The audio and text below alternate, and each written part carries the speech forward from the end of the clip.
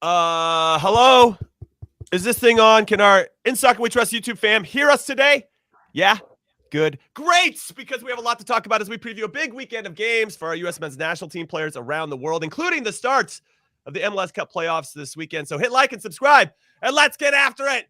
Yes! What is up, everyone? And welcome to Aleko Eskandarian's favorite podcast, The Soccer We Trust. I'm Jimmy Trashcan Cream Cheese, Conradino Conrad, alongside Charlie Chuck Wagon, Davies, and Hollywood Heath Pearce. And guys, did you know that Aleko only had one cap for the U.S. men's national team? Also, there are currently 619 guys that only have one cap to their name, and Aleko was one of them. So I wanted to honor the one-cap heroes out there because it's tough to even get called in, let alone represent your team, your national team. Who else is there? In one game. There's a lot. Give us some notable one-cappers. Joey Franchino. There's a good one for you. Sean Franklin. Okay. Who else Isn't is on Jesse Marsh a one-capper? I think he has two. I think Jesse has two. Oh. He got Tate the one against Ayani? China. Yeah. Oh, Tate Ayani. That's Patrick Ayani's brother. Richie Kachow. You remember Richie Kachow? Richie Ledesma, currently playing for PSV. Brooks Lennon. Chad McCarty. Any of these names ring a bell? Who else is on? There's 619. I'm just like rolling through these. Kurt Onalfo, Ike Apara, Owen Otasoe, who plays for Club Brugge or doesn't actually play for Club Brugge. He's watching other guys play for Club Brugge, but he's on the club. Mm-hmm. Who else is on here? That's man, Otasoe was a big Clyde talent. Sims. If you remember Clyde's an awesome dude. Love that dude. One capper. Okay. One capper. Tanner Tessman, Tony Tachani, Brandon Vincent, Taylor Twellman's dad Tim has one cap back in 1982. Way to go, Tim Twellman. Jeremiah White, remember him? Oh, yeah. Sal Zizzo. Let's give a shout out to Sal Zizzo with the one cap, baby. Sal. Yeah, so there's plenty of guys, but I wanted to give a shout out to Aleko Eskandarian. Jeremy Abobasi is another one with one cap. Okay. Well, that's a notable one. Chad Barrett. Yeah. Chad Barrett was a national teamer. Cole Bassett. I think he scored. Ayo Akinola. It was like versus the Bahamas or something. Hold on. Let me see. Jesse Marsh has 2 caps. That's correct. Yeah.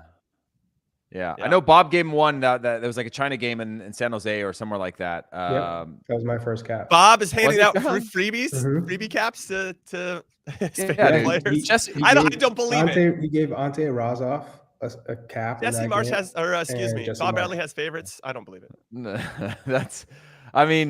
Man, one cap. I mean, the odd thing is, right? If not to hijack the subject, but if you had, say, 3 caps for Germany, you would have gotten a brand new contract. You'd be making way more money, and you'd forever be considered a German international at a level that I don't think that we have here. Now, it's Germany, right? And it's different than the US. But like German international, the valuation, if you remember, like even Jermaine Jones, when he first got his couple caps with Germany, like he went into this category of like endorsement wise, contract wise, and well deserving because he's obviously the quality of a player. But that is the difference between like going into another cap. That's the validator of you being at another level in terms of even the way your club sees you when you have a couple caps under your name. Maybe not one, but a couple. Anyway, I wanted to start there because there's a lot of guys that when I was looking at players we could mention at the top of the show, I was like, let me look at the guys that are one cappers. And there's 619 of them. Obviously, that's going to grow as time goes on. But we're going to get into a big preview, everybody. So if you're listening, watching, whatever it is, make sure you subscribe, hit follow, leave 5-star reviews. We love all the support as we continue to grow this community ahead of the 2022 World Cup, which is coming very, very soon. And our guys are playing in some big games around the world. I kind of want to go, guys, I want to go chronologically. And we got to start with Strasbourg taking on Lille today because Timo Weah got some minutes last week against Lens in their 1-0 win. Lille's now up to 7th in Liga. That was a big win for them because Lens is currently in 4th, and now they travel away to Strasbourg. That's kicking off today. I don't think that Timo Weah is going to start Charlie Davies, but hopefully he comes off the bench and becomes another super sub and continues to build on those minutes so that he can be ready to go in almost a month's time for the World Cup. That's all you can ask for. I think we all know how important Timo Weah is to the U.S. men's national team now, having had him, and he had to work his way into the squad because if you remember the Nations League, he in the finals, he came in as a sub. He was playing right back at times for Lille. He was playing, right wing back for us. He got up and down. He was way down, I think, on the depth chart. And then he finally got his opportunity and he ran with it. And we saw how important he was because of his speed. He gets in behind. He's confident. He takes he takes chances and risks. He goes down to the end line. Now when you don't have him, you realize how important that is because of all the space that creates and his work ethic on both sides of the ball. So I'd love to see him continue to build on his match fitness, his sharpness, and he's getting that training, but it's all about that match preparation and getting in games and obviously trying to get some goals and assists with that Lille squad. Yeah, training's one thing. Games, obviously, a much different animal. Before we move forward, though, and I meant to mention this before we got into the previews, we got an interesting tweet from one of our loyal followers, Eddie, on the Twitter. Make sure you drop us a follow on Twitter, ISWT Pod. We'd appreciate that. And ask us any questions you want. We'll answer them in a show at some point. Maybe not the one that's happening directly after you ask. We waited a couple shows before we got into this. He had a couple topics for us to explore. And one of the ones that I thought was interesting and could really tie into how we're framing up some of these games and what we want to see from some of our players this weekend in particular, because there's only a couple weekends left before Greg Berhalter has to name his 26-man roster on November 9th, which apparently is happening in some big to-do in Brooklyn on ESPN or whatever. So we'll see how that goes. But this is the topic he wanted us to explore. What are the 3 things individuals on our team need to do at the World Cup for our team to beat expectations? Now, I kind of want to work backwards on this, Heath, because I feel like we need to define what the expectations are first before we can really nominate the 3 things individuals need to do to get past that, to beat those. I mean, I would say realistically, as a team, it's to get out of the group stages, right? Make the knockout rounds. That's number one. I know Charlie had mentioned that's that like a very general way. I assume every nation's going into that, though. Let's just we want to get out of the not every nation. You hope, but expectations versus reality are 2 big things. Okay, that's fair. When you're looking at these groups and you're looking at the team who is probably the 4th ranked team in each group, the expectation is not to get out of the group. That it would be, let's put up some good performances that we can be proud of, represent our country well, and go back home, and people respect that as long as we went out with a fight. Then there's within the group, it's, hey, let's get out. The goal is to get out of the group. Everyone has a goal in each locker room. You're not going in to lose, but the expectation is not to get out. The expectation for the U.S. is not only to get out, and that's what the group's mission is. That's what should happen.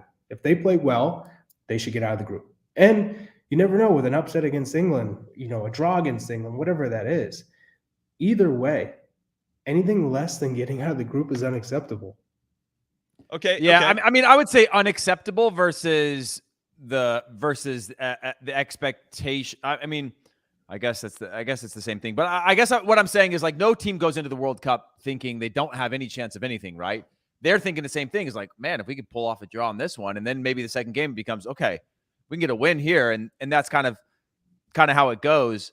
But I would say the U.S. is in that upper category of it has to get out of the group stages for us to look at it as any sort of recognizable, even measurable impact on the World Cup. I'm not necessarily saying success or failure. I mean, that's all relative. But to get to that, I think to get to the individuals, you've got to start with at least a collective goal of, it can't just be like Timo Weah scores 2 goals in the group stages. You got to get out of the group stages as a team.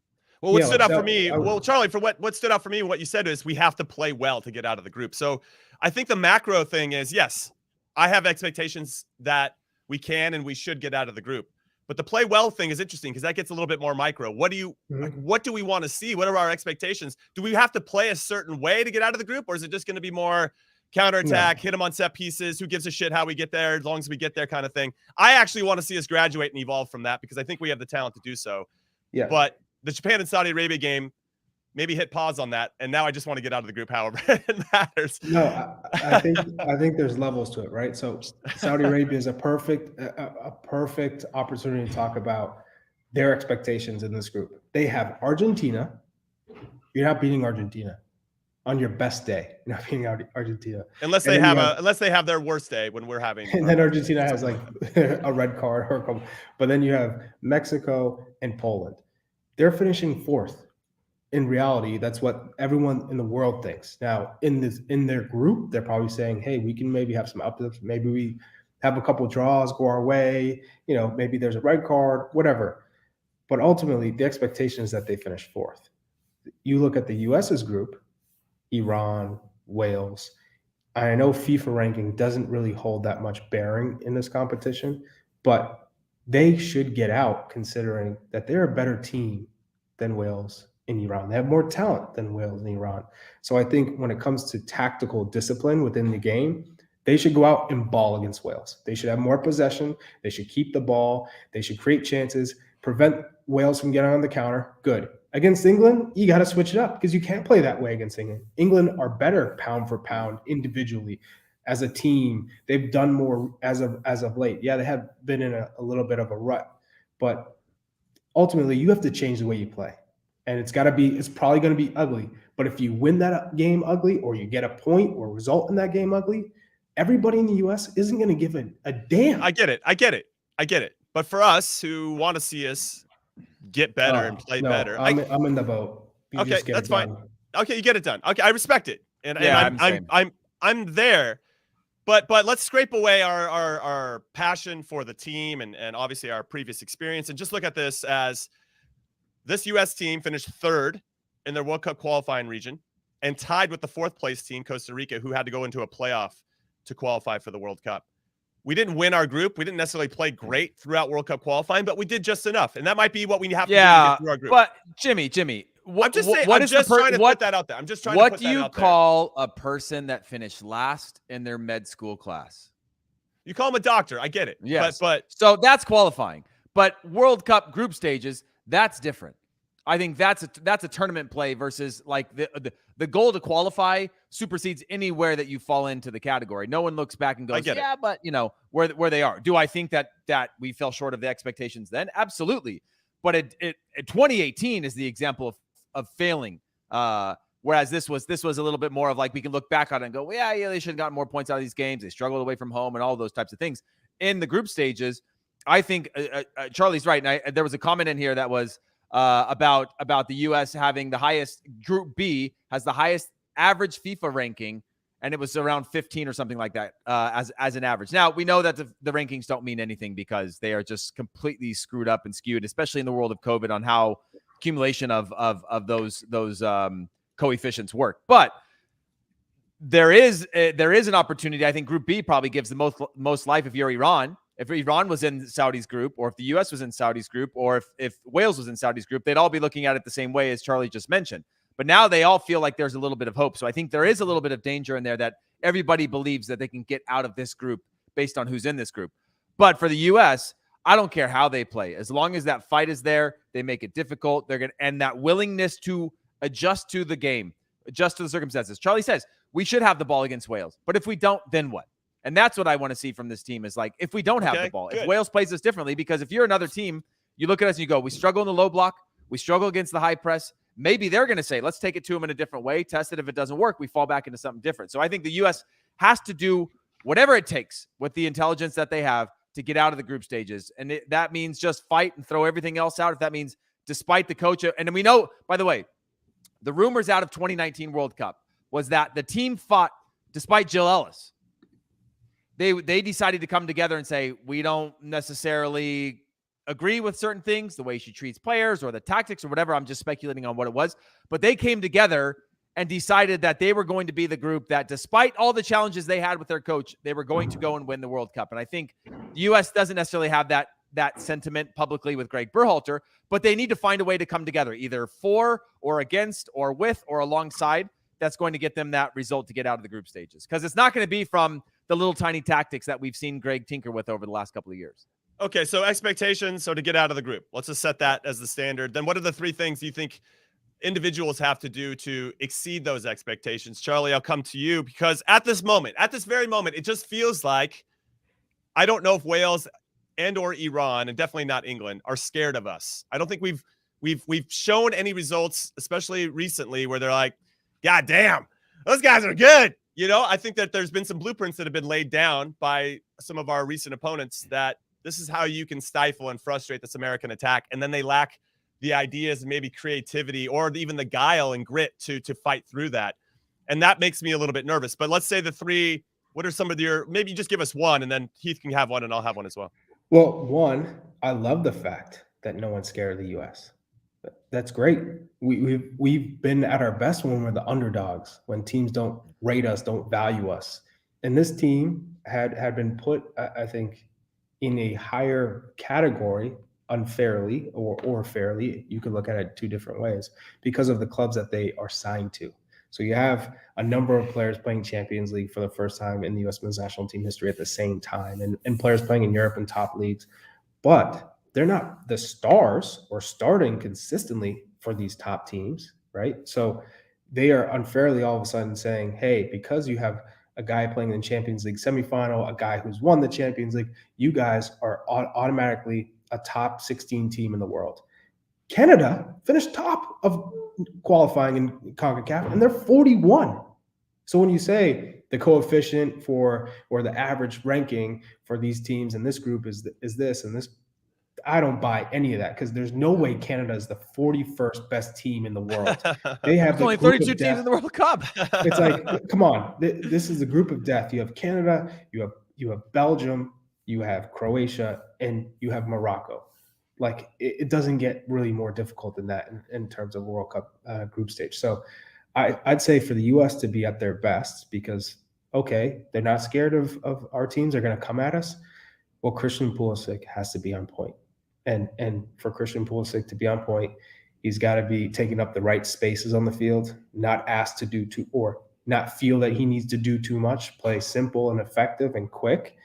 And then in terms of our midfield, which is our strongest point of our team, making sure that we're protecting the back four and that we are absolutely awesome in possession and in the transition game. Because if we can get Christian Pulisic in transition, Timo Weah, whether it's Gio Reyna in the field or Pepe or Ferreira or P-Folk, whoever it may be, that we are just playing to our strengths and creating those mismatches in transition, 3v2s, 2v1s, and taking advantage of it. That's when we're going to be at our best.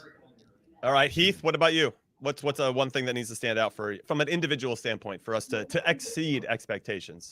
I think it goes back to what I was saying before of just that emotional IQ of the players to understand what the game is giving them, regardless of the game plan, regardless of the tactic. If they are high pressing us, where is the space? Where are we going to gain? You know, you talked about it, Jimmy, of no team fearing us, right? For a team to at least respect us, you have to win some of that ground battle, right? If they're going to give us that space in the channels, take the space. I don't care if Christian Pulisic only wants the ball at his feet. Spin out over the top a couple times, at least get that defender off your back a little bit, right? And create that space for you underneath to check back. And now, you know, we all know we do, Jimmy, as defenders, you check in a couple times on me, you spin out a couple times on me, I'm going to go like, man, I don't want to follow this guy all the way into the midfield again because he's not going to get the ball, or he's just going to lay it off if he does, or I got to be careful because he's going to spin out. Those types of things I think are really important. So if we're playing against a high press or a low press or a mid block, where do we get our wins? That understanding of the flow of the game, because we know the game changes like this. For 5 minutes, you might be leaning on them, and it's like, okay, it's time to high press. It's time to go. It's time to try to get something out of this. Okay, follow that rhythm. Can we now fluidly move through those motions of a game to get the most of them? And then the part two to that is, and most of that I think is might be from the defenders, it might be from the attackers the run that we know dictates the pass. But the part two of that is the confidence from our attacking 4 or 5 to combine, to create, to play fearlessly. I think that's going to be the thing that forces teams to respect us. We saw the short windows when Sergiño Dest gets behind a defender, what that does to defenses, right? When he's attacking, when we create overloads, when we create numerical advantages on the field, that forces teams to respect you at least on some level. Now, whether or not we punish them for that or not is the next step from there. But I think that willingness to implement our quality on teams, even for short windows, to at least hit that reset button for them so they can't cheat against us. They can't, stick to their game plan. They're forced to adjust. I think that's what's going to help us exceed expectations. No, you've got a lot there, and I'm probably going to use a couple of it for my one thing. I mean, ultimately, and I've said this before, I just don't want us to be timid. Just go out there and play to the best of your ability. Try to go for it, but in that, there's got to be some discipline. So we can't have Anthony Robinson not being timid, bombing forward, and we got Sergiño Dest bombing forward on the other side, and all of a sudden we're vulnerable in those gaps. That's going to stretch out. Our center backs are going to have to go wide, and now that creates gaps in the middle, which can really hurt us. And we've seen goals being scored on us when we do take those chances with our outside backs. If we have a turnover in the middle of the field, which is how Japan scored their first goal, and Sergiño Dest was up, and it created those gaps that we got hammered on. So there's a little bit of that to your emotional IQ and to what Charlie said before, where yes, you want to go for it. You want to show the best version of ourselves, but also be really smart and thoughtful about where we're doing it and when we're doing it. And then obviously taking what the game is giving us and recognizing that quickly. One of the things everybody should be looking for when the games start, if we hit a long ball, it's a really good example. If we hit a long ball and 2 or 3 guys were kind of ready for it and the other 5 were checking back into it, we're not on the same page. Right. And so how do those guys react when that type of stuff happens? That's just a little thing. And obviously we can look into that as we get into the previews of the World Cup, which obviously I'm very excited about. But Eddie, thank you so much for that comment. That was some great conversation. Now let's get into the previews. And now the next Jimmy, one. real quick on that. I wanted to have a follow-up question for you too. Follow up. And I want you both to answer this. When we were talking about the individuals exceeding expectations as a team, would you say that step 1 is get out of the group stages, and step 2 or part 2 or I guess checklist number 2 would be getting out of the group stages in a way that we could all understand, right? Fight is one way that gets you out, but you leave some chance in fight, right? Of like, that can't always do it. Could do it. But if we were to get out in a way that we go, okay, the 3 of us can now look at it and go, this is how we got out of the group stages. Do you think that is a pivotal step forward for this team to say, okay, we get how they did it. They played differently against each team, but it was a clear view holistically as to what they were trying to do and how they were trying to execute that. Do you think that's an important part or a measurable part of their success? For me, it is important. I'm going to go first, Charlie. For me, it is important because I want to see us. Obviously, the grit and the fight has to be there. That is a hallmark of our national team, and I don't want to ever lose that no matter how talented we get and become, and as we're definitely getting to those levels. That always has to be there. The next thing, though, is we have 2 opponents in this particular group in Wales and Iran that we should, at least on paper, have enough talent to dictate what's happening in the game and to be anticipatory. I feel like when we start to play in these games and we start to suffer a little bit, we get reactionary. And then all of a sudden, it's one domino falls and the next domino falls, and we're just not there, and we can't close the gaps. Now we can't regain control. I don't know. I can feel Charlie. Is he signed, Charlie? But I just feel like there's Yes. an element. But there's an element of this of I want us to be in charge. I want us to make them suffer. And I don't know if we do that enough. Okay, maybe even in CONCACAF we struggle at times with really dictating the terms of it because we get frustrated when we can't break down a low block, a mid block, whatever it is. And we don't have answers for that. I'm not saying you have to have the ball the whole time to be in control. You can still not have the ball and push teams to areas where you're going to allow them to have it. And once they go into the areas where you want to win it, that's when you go and win it. Are we that organized at this point? It's hard to say. And it's going to be hard for any national team to try to figure that out in a 10-day span if you haven't already figured it out already. So anyway, Charlie, that's but I do want to see some aesthetically pleasing stuff out there that shows that we're evolving as a national team. I think what everyone wants to see is us not be predictable, right? That's good. I like that. If we aren't predictable, which we have been, and we win games, that's a success. Because there were moments where we were awesome at set pieces, and then it seemed to disappear. And I feel like that's got to be strong in the World Cup. Because when you're playing England and you're playing ugly, and you're playing a little bit more physical and sometimes in some cases dirty, just being the aggressor at times, well, the way to break through is with set pieces. And if that's how we win the game, no one's going to say a damn thing. If we win off one corner kick or one dead ball and they outplayed us, but we get 3 points and we finish atop the group, do you think anyone's going to look back and go, you know what, that was ugly? No. So I just want to see. But I'll remember, Charlie. I'll remember. You will. I just want us to be able, to have guys who are comfortable on the ball. Sometimes it looks like guys don't want the ball, or they're not comfortable, or it has to be up their foot right away. There's in some cases it's great to play 1-touch, 2-touch, and it looks good, but you need guys who can get on the ball and dribble out of pressure sometimes, take their players 1v1 and not feel hesitant, not be scared, and take risks and chances. And if we can have that I think that's the X factor, because then you see the game opens up. Once you beat that one player and they're not expecting you to take it on the dribble, guys get it pulled out of position. You can play 1-2s and it looks fluid. It looks exciting. I think that's what we want to see.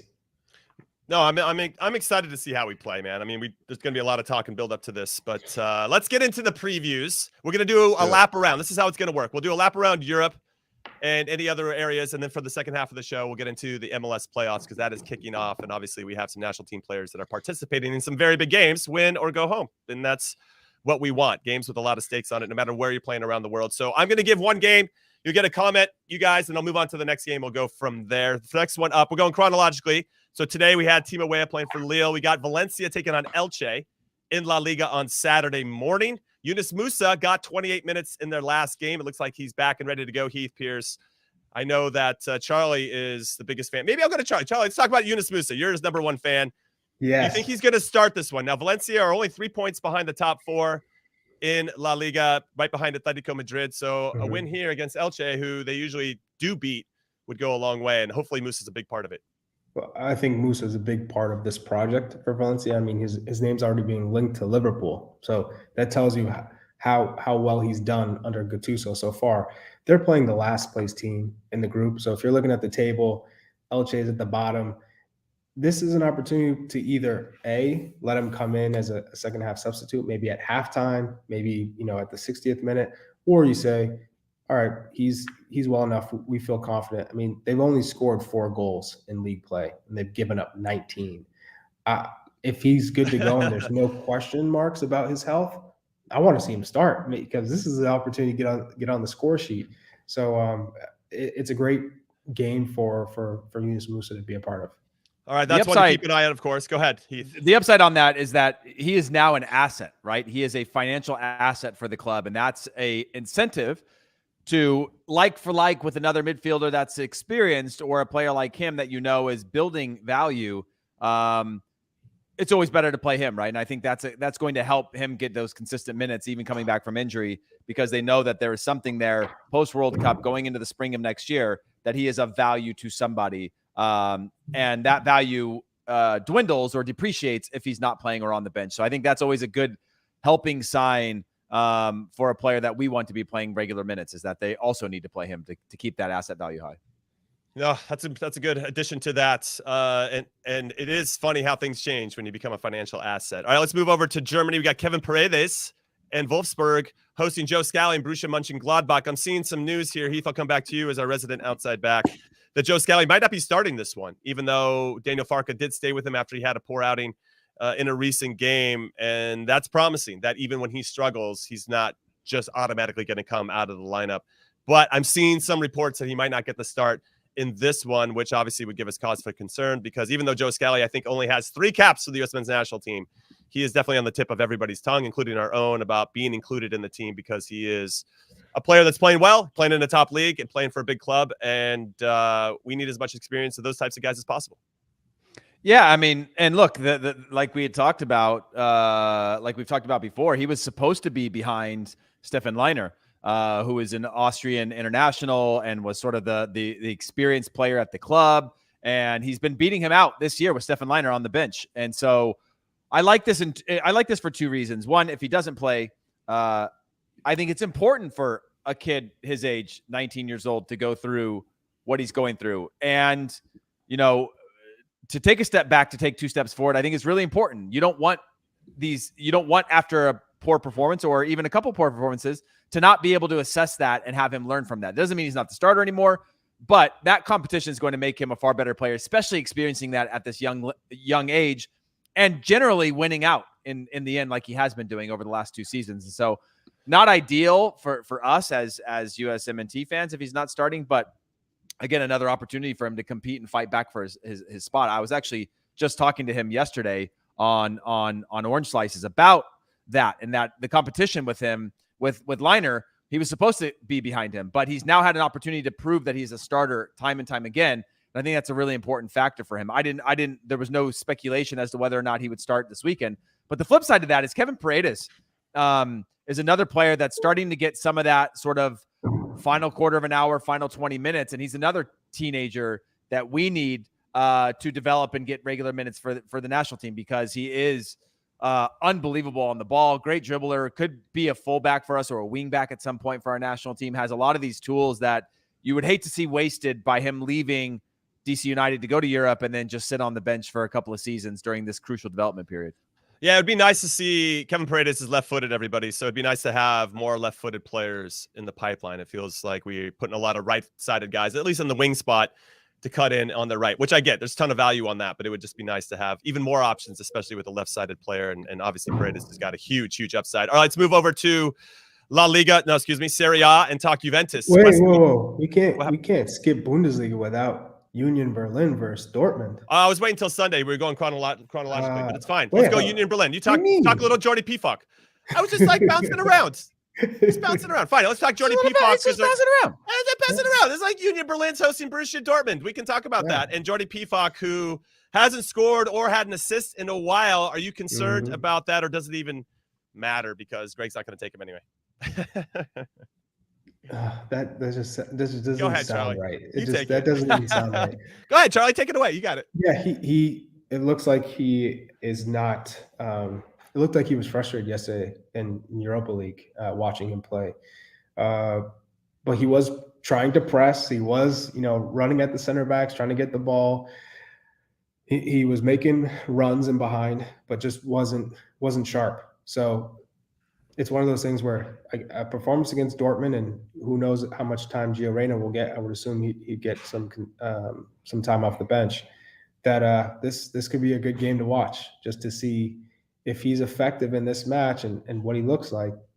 I don't see how you don't take him. I'll say that again, because his profile is different, and you need to have a different profile for someone who is performing and playing matches for the top team in the Bundesliga. But he doesn't fit the system, Charlie. Stop it with that system, because we all know systems change.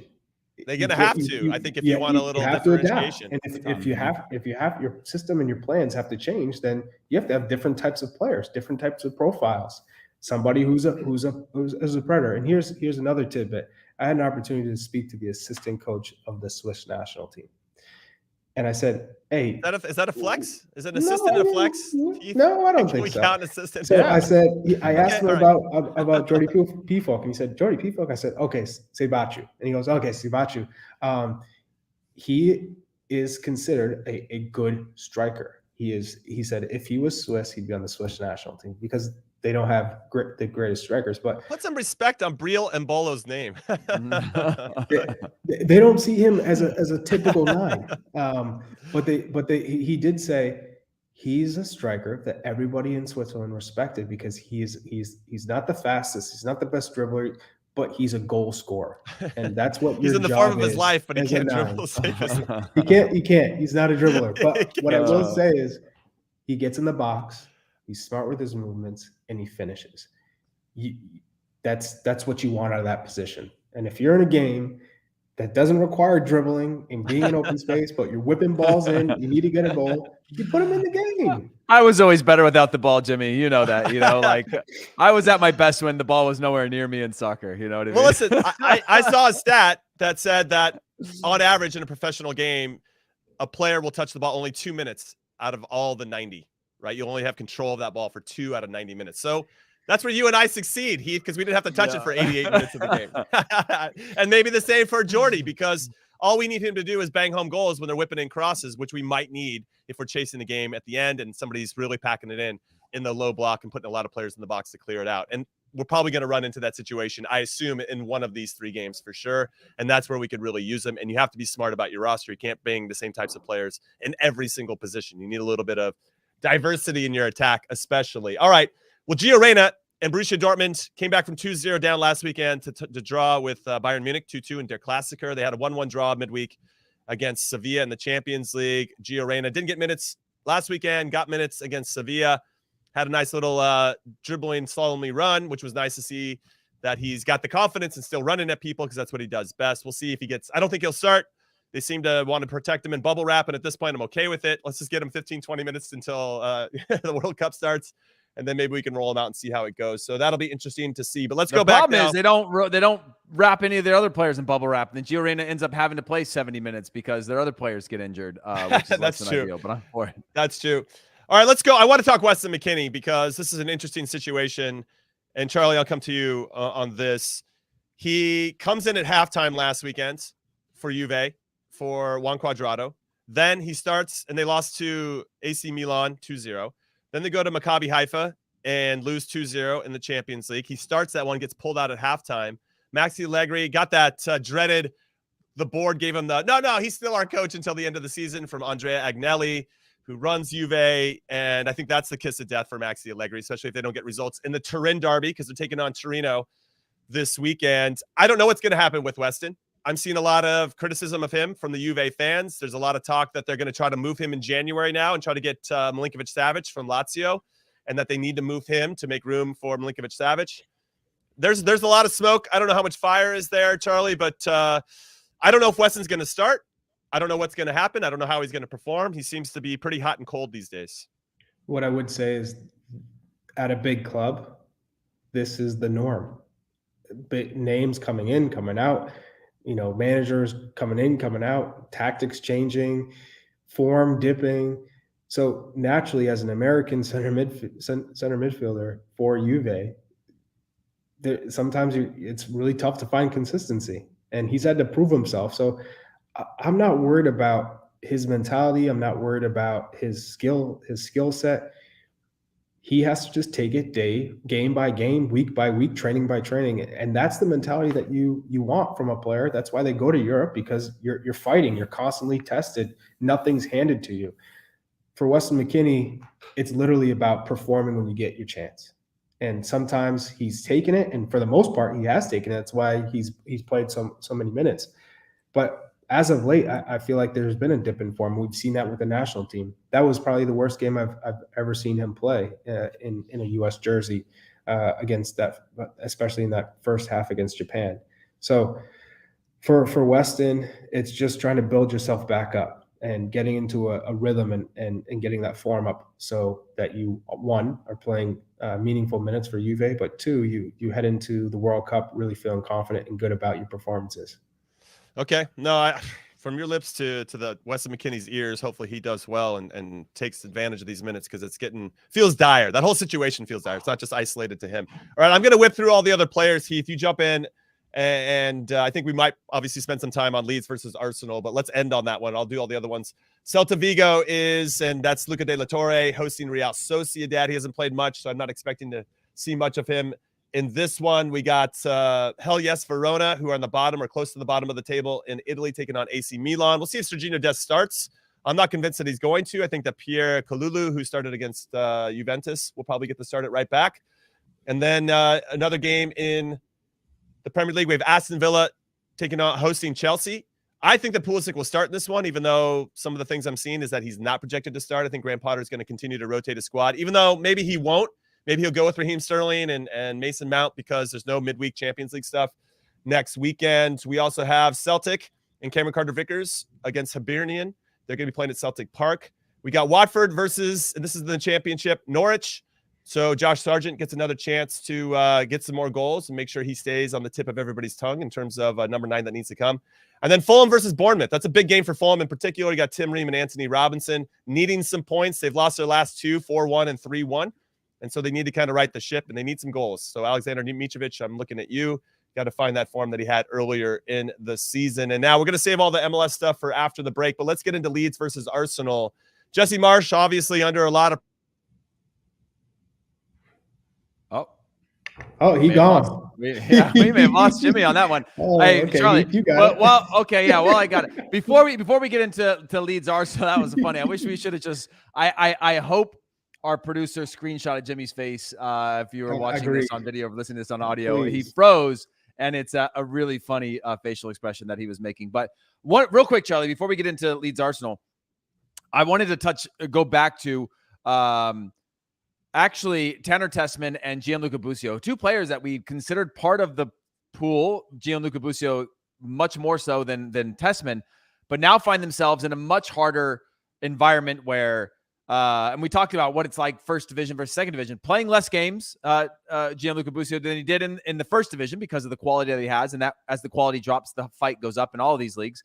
But they're down towards the bottom of the table, not at the bottom, but not doing well, not playing a ton. And just worries me for a lot of our players that stick it out in these situations where George Bello, another one, of what relegation can do to a club, the stability of the club, the finances, the change of coaches, the change of that environment. Just wanted to mention that real quick. That they ended up sticking it out, whether it was because the transfer fees couldn't be met. Not always a great situation, even if you think you're going to get your minutes. There's just so much insecurity when you go down as a team that has to go through these financial difficulties. But Charlie, real quick to move on now to Arsenal against Leeds. We know that Matt Turner is going to be on the bench for this one, but coming off of a great Europa League performance from him. And then Jesse Marsch, what continues to be sort of this almost simmering of him in the hot seat for the results that Leeds are going through. Do you think that there's any risk for him? Do you think we know that most fans in most leagues have short-term memory? And if it's not about, what have you done for me today, then the questions start to be asked. And this is a team that's continuing to build their identity. But for Tyler Adams and Brendan Aronson, both seemingly having good performances on a team that I think is struggling a bit. They are struggling right now. And they're playing Arsenal, who is top of the table. I mean, this is not going to be an easy game, but one win, and that puts them at 8th with Bournemouth. So all it takes is one match to change the narrative for Jesse. And teams, it's not like they're even if they haven't been in the best of forms, it's always a competitive game, right? They're always in it. Yeah. I think this is a great game for our guys, in particular, Tyler Adams and Brendan Aronson, to see how they adapt with this Arsenal team who have been, for the most part, brilliant this year. So I'm really interested to see, what Tyler Adams, how his discipline is in a game like this, because he's going to be asked to do so much in terms of covering ground, winning those balls, but he has to protect that back four in this game and be strong in the midfield, because Gabby Jesus, he'll check into the midfield. So cutting off the option to pass to him to his feet and forcing them to play in behind, make it predictable.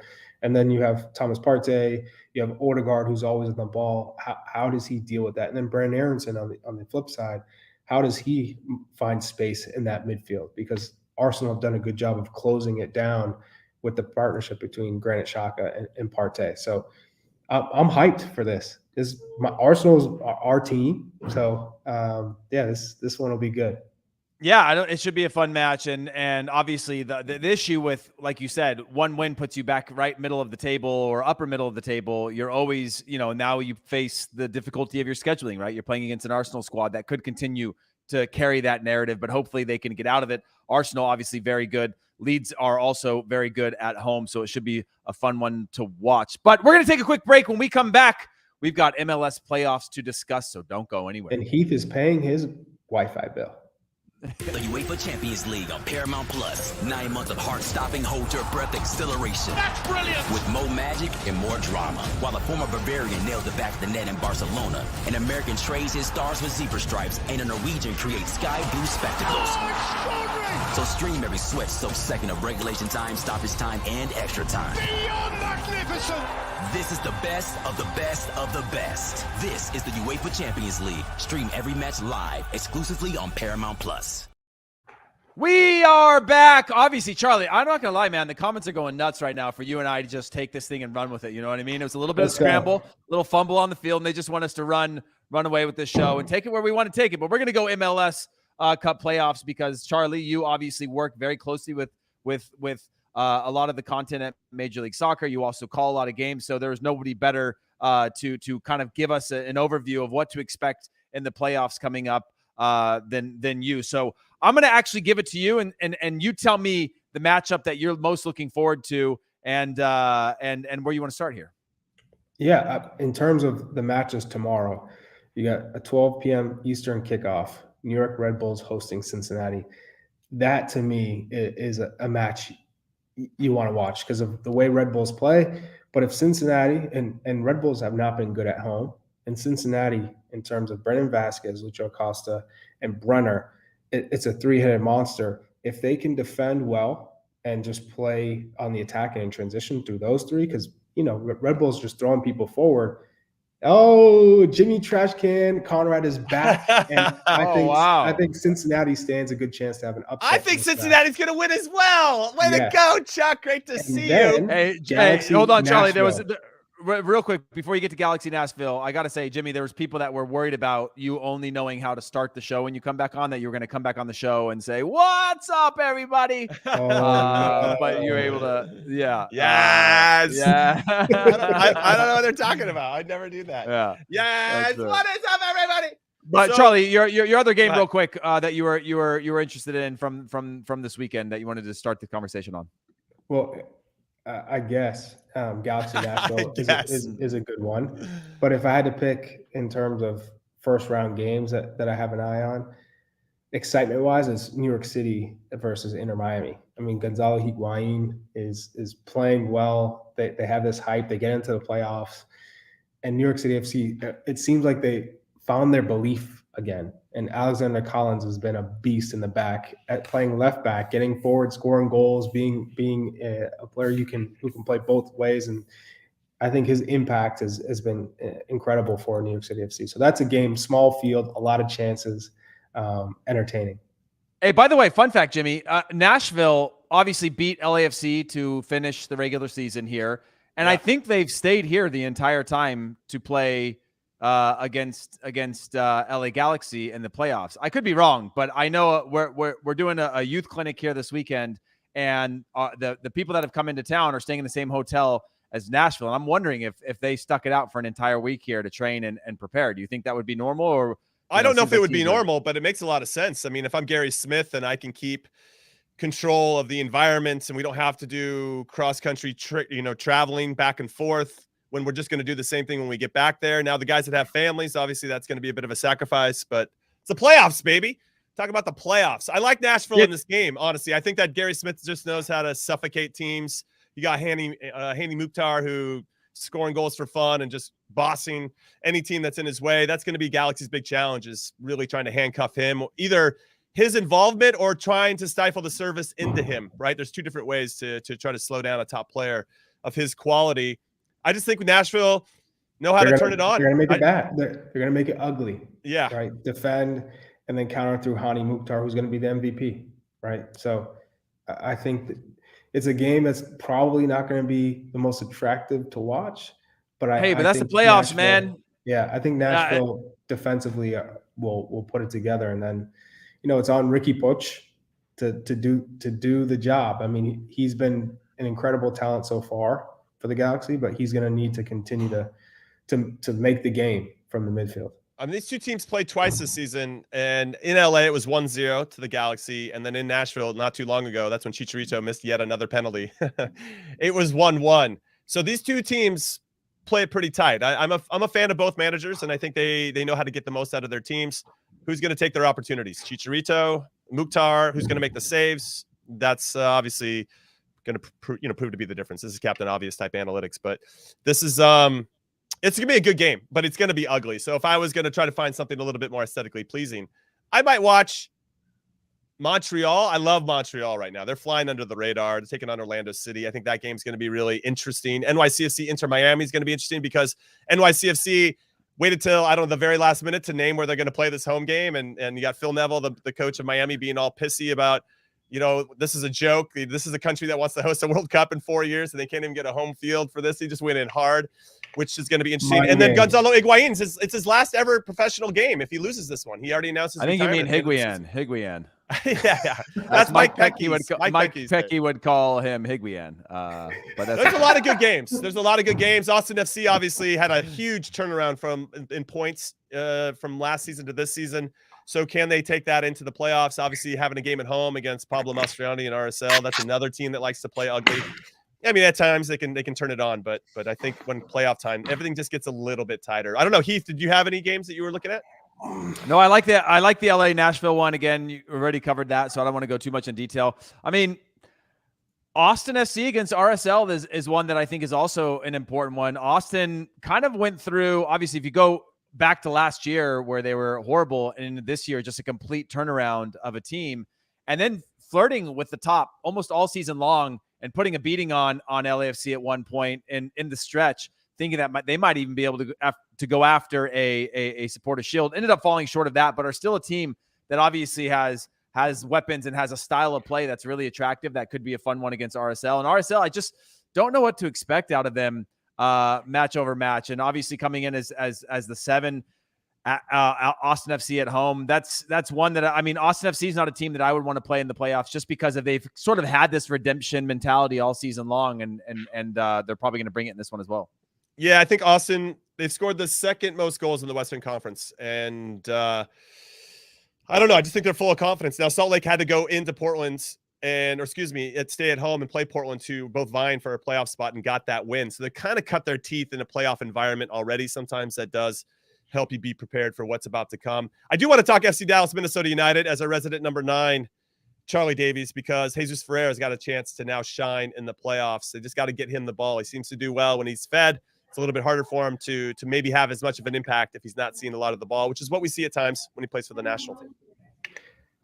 I want to see him shine, because if he's doing it for FC Dallas in the playoffs when he's got to be the main man, that's going to help him in a World Cup situation. There's pressure, the expectations. For him to rise above it and deliver in this, I know it's not the World Cup, but it's a pressure situation. It's the playoffs. Let's go. I want Jesus Ferreira to take that next step forward, because everyone's going to be watching. Everyone's going to say, what does this U.S. men's national team striker have? Well, does he have that X factor? Can he impact the game in different ways? Well, ultimately, you want to see him score goals. But how does he move? Minnesota's going to make it difficult. They don't play, the most pleasing to the eye. So I'm excited for Jesus Ferreira, because this is a big opportunity for him. And if he grabs it with both hands, then that's just more confidence for him that he could do it for the U.S. men's national team in the World Cup. Here's a fun fact about this FC Dallas Minnesota United game. Dallas in their last 6 at home beat the Galaxy, beat the Earthquakes, not that hard. Philadelphia Union drew with RSL, beat LAFC, and beat Sporting Kansas City. Those are some quality teams, one of which was the Supporter Shield winners, and obviously Philly Union doing it on the Eastern Conference. So I think I like FC Dallas in this one, despite me going over to support Minnesota United last week on decision day. That was fun to see some old friends. On the flip side, Minnesota United have lost 5 out of 6 away from home, and including their last one against San Jose, 2-0. Lost to Sporting Kansas City, 4-1. They kind of limped into the playoffs, did just enough against Vancouver to get in. Is that enough? Will that give them a breath of fresh air to make it happen? I don't know. Let's do predictions. Let's make it our final thoughts at the same time. Charlie, I'm coming to you. I think we already have an idea who you think is going to win MLS Cup, but why don't you remind everybody that maybe didn't know? Yes, I have Cincinnati upsetting New York Red Bulls. I have Nashville upsetting Galaxy. I have Austin beating RSL. I have Montreal beating Orlando City. I have New York City FC beating Inter Miami. And I have Dallas beating Minnesota.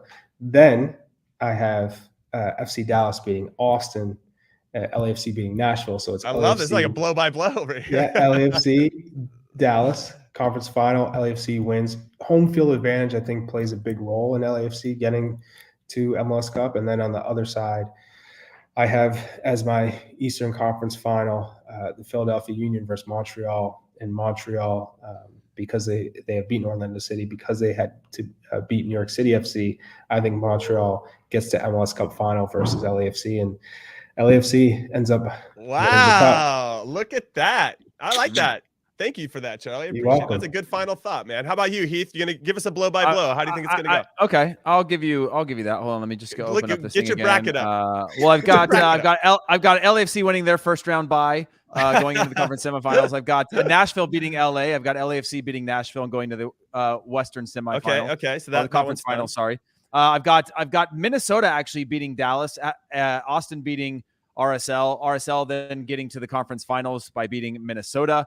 So it'll be an LAFC Austin, which I don't generally like to go 1 and 2 seeds like that, but that's the way I see it playing out. Both high scoring teams. It's just a matter of whether or not they can actually tighten it up and play in tight circumstances. But they do both have the ability to get goals in tough moments. And then on the other side, I've got Philly taking on Cincinnati in the conference semifinals after Cincinnati beat Red Bull. NYCFC taking on Montreal after NYCFC obviously beating Miami and Montreal beating Orlando. And then from there, it's where it gets a little bit tricky for me. You know, I think I'm going to go with what Charlie said, Montreal going to the conference finals against a Philadelphia Union. And I'm wait. You have 1-2 and 1-2 is your final four.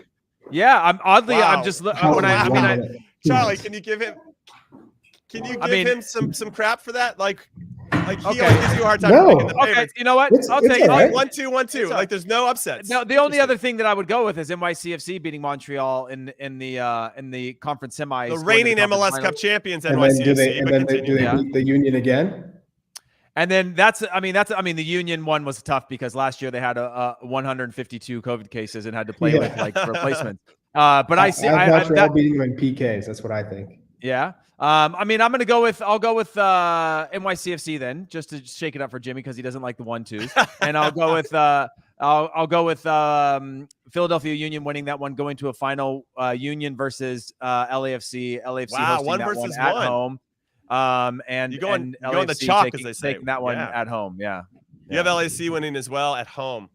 MLS Cup final at the bank would be pretty sick. I think it will be tough for the Union to go all the way. The way the Union are so good, and they were multiple COVID cases away from a final last year, and I think that was unfair. But LAFC are so deep right now that you can throw anything at them, and they can put up a different type of team that can challenge. And very, very unlikely that you have the 1-1, but that's what I'm going to go with. No, it's maybe fair. I'm a little too deep in the fact that close to Union and close to LAFC. All right, Chuck's got to go. Chuck, we'll take off. I'm going to give you my bracket. We'll see you next week, Chuck. Thanks for everything. Enjoy your weekend or wherever you're going, and hope you wear a turtleneck. Charlie, every day's a weekend for Charlie, Jimmy. Charlie doesn't live for the weekend. He lives for the 7 days a week, of which he is on vacation. All right, so this is I'm kind of going very similar to you in some ways, Heath, a little bit more idealistic and more about what I want to see as opposed to maybe what will happen. I got LAFC and against LA Galaxy. I want to see El Tráfico in the conference semis. I want to see that. And then I want Dallas versus Austin in the other conference semi because I want to see a Texas derby. I just want to see those two derbies happen in the playoffs. I think it just would be cool for the culture, for the people. And then I think that LAFC will get past the Galaxy. It'll be a high-scoring affair because they always are. I can't wait for that one, by the way. That's one that I'm already like planting seeds of like, if anybody, I'm getting tickets. I went to the one last time they played. It was 6-3. It was the most amazing game. Yeah, if it happens, I'm probably going to have to come down from San Francisco to make it happen. I want Austin to go through, but I got a sneaky feeling that Dallas might do it for whatever reason. So just to change it up and be a little bit different, I'll say LAFC versus FC Dallas in the conference final on the western side. Philly versus Cincinnati. I think that Cincinnati is going to get past New York. Cincinnati are unbeaten in their last 13. I just like the vibes, and I want to see how it goes. And then I think Miami's going to upset NYCFC. I think that Miami's got a point to prove. I think Higuain's going to show up knowing that once he loses, that's the end of his career. And I think he's going to be ready to go. And I think he's going to have some magic in there. So that'll be my shock. Miami beating NYCFC, a 6 seed beating a 3 seed. I like Montreal a lot. So Montreal versus Miami. Montreal gets through. Philly gets past Cincinnati. So I have 1 versus 2 in the other side. I want to see that. Those have been the two best teams. And I want to see them compete against each other for a chance to get into the MLS Cup final. Real quick on your final thought on that, Jimmy, what's the one team that you feel the least confident predicting on because of you just haven't followed them as much, or you just aren't as in deep that you're like, this one could bite me? I think LAFC could be that team. I love Steve Cherundolo. I mean, that guy is like a brother to me, probably to you and to many others. He's just an awesome human being. And I think they've built a really great team. They got the Supporters Shield. As I mentioned to Kellen Acosta yesterday, only 7 Supporters Shield winners have ever gone on to win MLS Cup out of 26 seasons. There's a curse there. I don't know. Maybe they have the guys to do it. It's clear on paper. That's actually more than I thought, by the way. That's like more than 25%. Yeah, but that's right? Yeah. But I would be surprised. I wouldn't be surprised if they got knocked out. I don't know, for whatever reason. I could just see them, the Mike Tyson quote, everybody has a plan until they get punched in the face, and then LAFC is going to come in, somebody's going to punch them. And not that they won't have the answers. Maybe the other goalkeeper will be standing on its head. Maybe they'll hit the cross. It'll just be something like they dominated, but they just didn't win the game. Right. On paper, they should win. I think they're going to win. I'm predicting them to get to the final. I think they'll beat FC Dallas to get there. Yeah. And then I actually might go, just for fun, go with an Eastern team. It just would be cool to see the Philadelphia Union fans win something of consequence. So I'm going to, and the players, of course, and what Jim Curtin's built. And I want to see him get rewarded for everything that they're doing to build an incredible club in MLS. So I'm going to go with Philadelphia Union to win MLS Cup, and I hope that I didn't just jinx them. I like that. It's a good shout for sure. They've got the best defense. They're so good. They scored insane. Their identity is clear. Yeah. Their identity is clear. They know exactly who they are and what they're about. And I think that other teams are close to that, but consistently, maybe not as consistent, let's say it like that, than the Philadelphia Union. Yeah, I mean, and the only argument I would have about LAFC is we've seen in the past, they fall short when teams come in like a Seattle Sounders who aren't in the playoffs this year and just go, you know what? We're just going to kick you. We're going to punch you. We're going to play scrappy, and we're going to see if you can figure it out. We've got enough quality. If we get 1 or 2 chances, we'll beat you. What I saw from LAFC this year when they went through this turbulent phase where Steve Trundle was sitting on 18 or 19 wins, close to the first season record of 20. They were cruising. Somebody else. They were cruising. Then they hit a slump of like 4 or 5 games where they had some poor officiating. They had some poor circumstances. They started to get bit by like one mistake kills you, which we saw all last season from them. And then they came back out of that, which I thought was a really important growth moment for this team to be able to keep moving forward, not hit the panic button, and came out. Yeah, they didn't finish on a win against Nashville in their final game of the season, but I do think that they were solid in that one. And they just, again, they have so many different ways and so much a mix of experience. They've got depth in the bench. They've got a number of ways that they can bring in players and change the way in which they play, that it's hard to not think that this is the best LAFC team, collective team going into the playoffs that we've had so far. I can't say otherwise. I agree with you 100%. And I'm not saying that if they won MLS Cup, I wouldn't be surprised either. I mean, that quality is that clear. But maybe to be a bit of a contrarian, I'll just go with somebody else. But I also believe that Philadelphia Union could go on and do it. And I thought they got absolutely hosed last year in the playoffs because of all the COVID stuff, when they were also primed to make another run. And their matchup against whoever they play, who was it, NYCFC, would have been much different. Yeah, I mean, and it's at this point now where one game, one match rounds and a bye really changes that dynamic, right? Like the 1 seeds or supporter shield winners, like when you got home and aways in the past and things like that, that might alter. You got 3 games and you're a champion. 3 games and you're a champion instead of home and aways and all that sort of stuff. That it could change the dynamic of that, but they still got to be able to deliver. And we talked to Kellen Acosta where he's mentioning, you want to be able to play those games 10 days between matches after a loss can't feel good, while another team is coming into your match grooving, already cutting their teeth. Yeah, 100%. And we've seen that time and again. We saw it last year with the New England Revolution, who were the Supporter Shield winners, and they had to wait 20 something days before they played that first playoff game, and it showed. They just didn't look as sharp as the team they were playing against, and that proved to be the difference.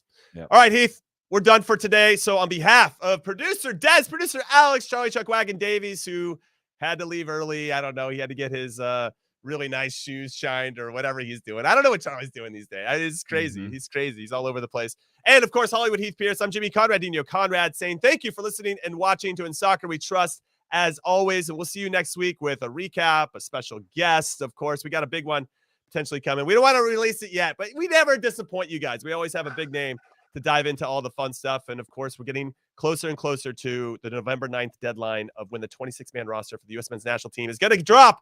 We cannot wait. So thank you for joining us on this adventure. We'll see you soon. Later.